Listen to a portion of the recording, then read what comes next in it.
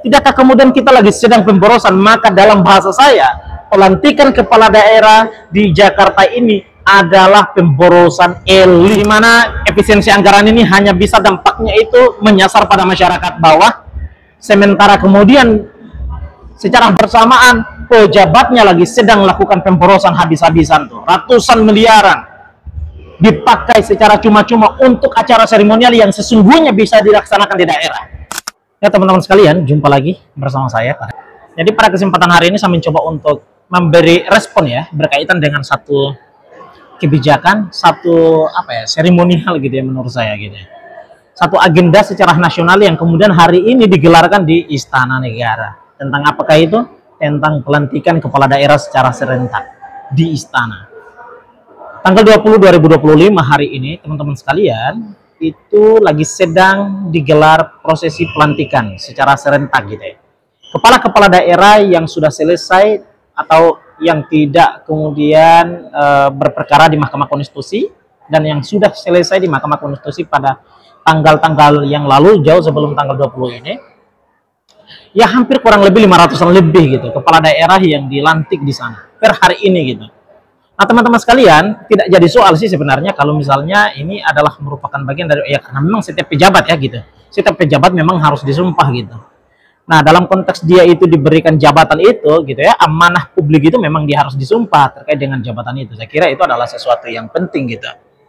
Ya emang mustahil juga sih jika kemudian didapati ada kepala negara atau kepala daerah gitu ya, dia menjadi seorang gubernur, menjadi seorang bupati ataupun wali kota, tetapi dia tidak dilantik. Itu kan sesuatu yang mustahil di mana-mana gitu ya.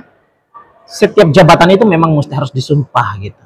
Ini berkaitan dengan konsistensi kurang lebihnya seperti itu. Apakah seseorang tersebut kemudian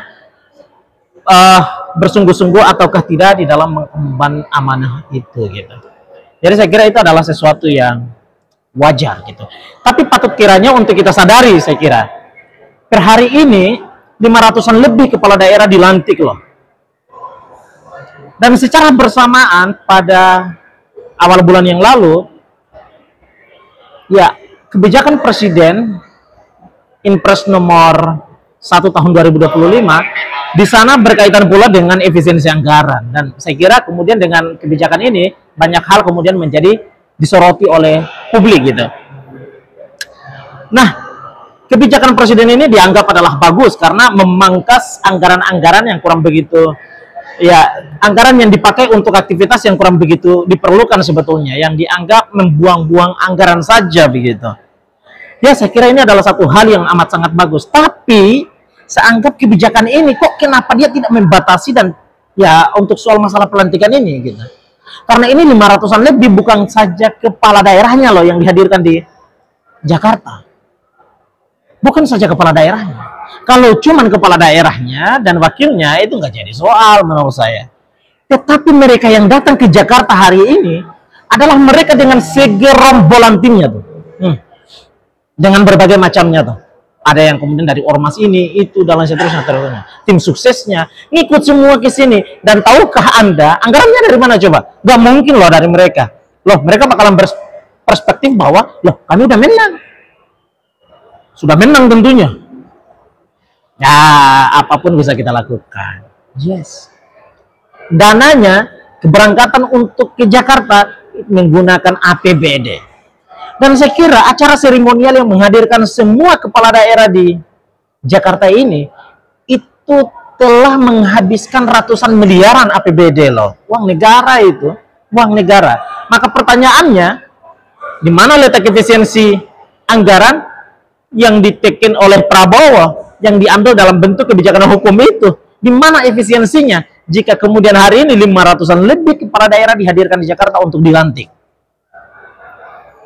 Nah ini menurut saya ini satu kebijakan yang agak sedikit membuat bingung kita. Loh kan bisa saja dalam konteks efisiensi anggaran kan bisa kepala-kepala daerahnya tanpa mesti harus datang ke Jakarta, stay aja dia di daerahnya.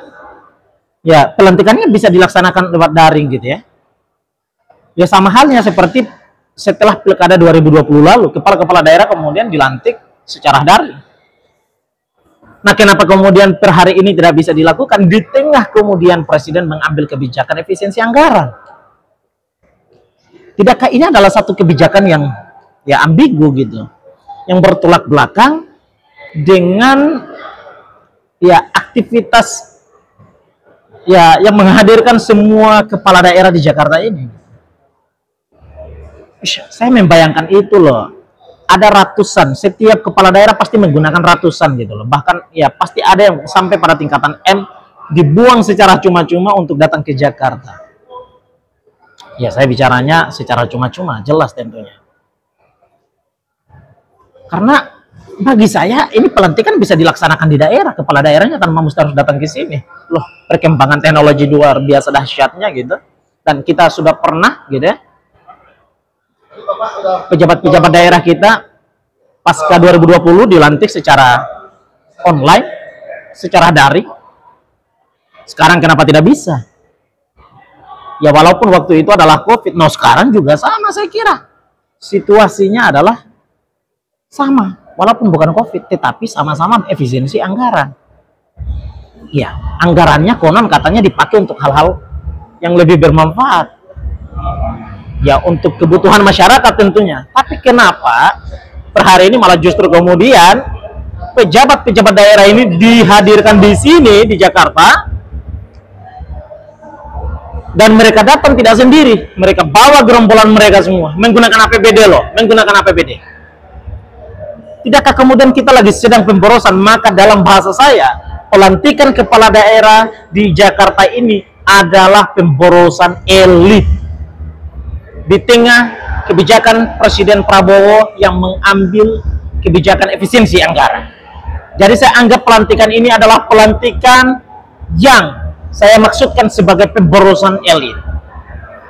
Ya, di mana efisiensi anggaran ini hanya bisa dampaknya itu menyasar pada masyarakat bawah, sementara kemudian secara bersamaan pejabatnya lagi sedang melakukan pemborosan habis-habisan tuh, ratusan miliaran dipakai secara cuma-cuma untuk acara seremonial yang sesungguhnya bisa dilaksanakan di daerah. Bagaimana pendapat rekan-rekan sekalian berkaitan dengan hal ini? Silahkan, ini pendapat saya loh gitu. Karena saya anggap kebijakan efisiensi anggaran ini tidak begitu menyasar aktivitas para pejabat ini. Pelantikan yang sesungguhnya bisa dilaksanakan di daerah ini. Silahkan tuangkan pendapat rekan-rekan sekalian di kolom komentar dan kita diskusi di sana. Assalamualaikum warahmatullahi wabarakatuh.